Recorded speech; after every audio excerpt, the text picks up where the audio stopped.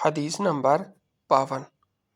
حضرت صلی اللہ علیہ وسلم سے سنا، آپ صلی اللہ علیہ وسلم فرماتے تھے، حلال کھلا ہوا ہے اور حرام بھی کھلا ہوا ہے، اور ان دونوں کے درمیان بعض چیزیں شبہ کی ہیں جن کو بہت لوگ نہیں جانتے کہ حلال ہے یا حرام۔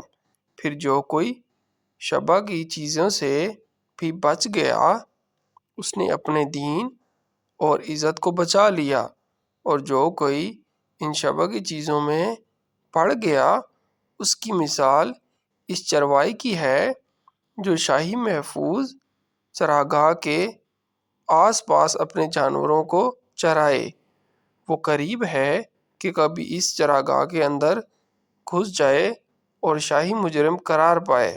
سن لو، ہر بادشاہ کی ایک چراگاہ ہوتی ہے، اللہ کی چراگاہ اس کی زمین پر حرام چیزیں ہیں، پس ان سے بچو۔